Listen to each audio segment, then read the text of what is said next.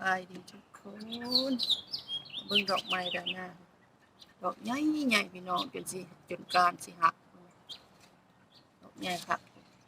สิตัดไปใส่อันถูก็ถูกตัดขึ้นไปถึงเฮือนนี่เนาะเพิ่นน่ะงานเพิ่นหักขนาดเอาสายเอาหลักใส่แน่นี่เอาหลักใส่แล้วก็เอาสายมาเอาสายฟางมันมัดไว้ก็ยังบ่ทนพี่น้องเอ้ยเพิ่นหนักแฮงการป้องเบิดนี่ดอกใหญ่แฮงพี่น้องเอ้ยเบิ่งดอกใหญ่ๆอันต้องได้ตัดแต่ละปีนะเพราะว่าดอกใหญ่เนาะก้านเพิ่นอ่อนๆโอ้ยนี่ดอกนี่ก็หักแล้วนี่นะโอ้ยดอกไม้ด้านหน้าหักแล้ว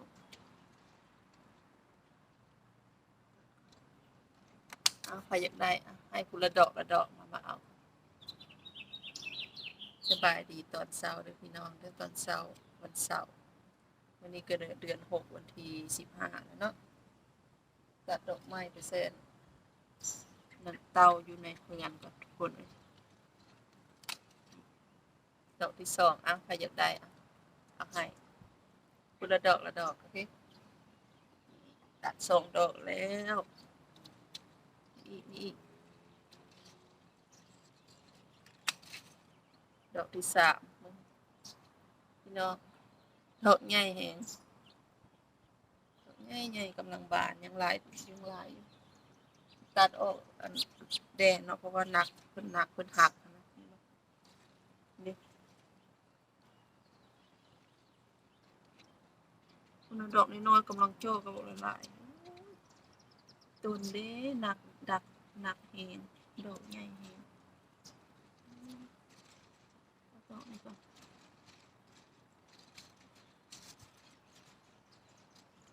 ฝนกำลังสิตกพี่น้องครึมๆอากาศมื้อนี้ก็ได้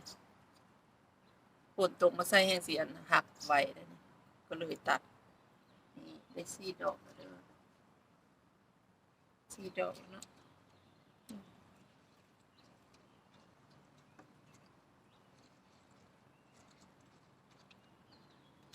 5ดอกอุ๊ยดอกนี้แฮงหนักตัดดอกนี้ก่อน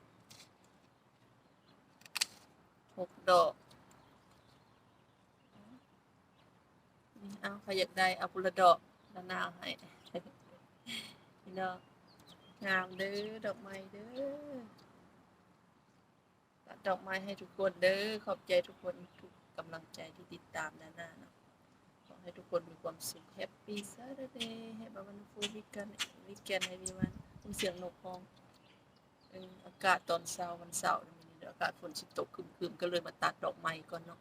จังได๋ฝนครึ้มลงมาก็ดอกไม้ด้านหน้าสิหักลงพื้นพุ่นแล้วนี่ก็เลยมาตัดก่อนได้6ดอกตัดเอา6ดอกสิเอาอีกบ่สิเอาอีกอยู่สิเอา8ดอกทุกคน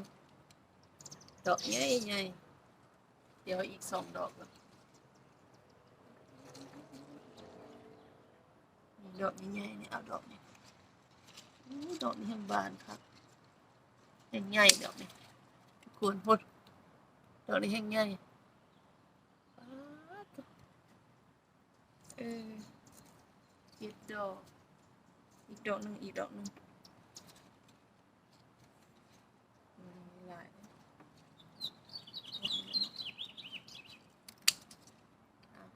เอา8ดอกพอละมื้อหน้าก็ตัดใหม่อีกเนาะมื้อนี้พอก่อนพุ่นน่ะยังหลายอยู่เด้อพี่กล้องมาทางพี่เพิ่นก็หลายพี่น้องเอ้ย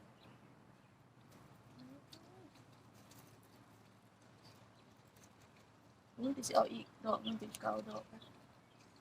วันหนึ่ง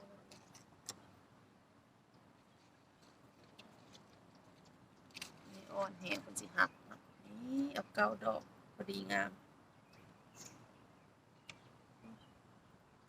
9ดอกพอดีงามทุกคน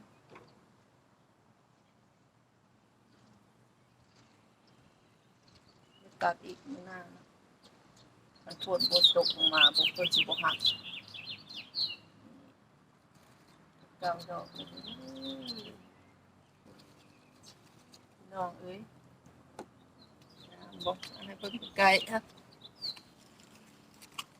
นี่ so beautiful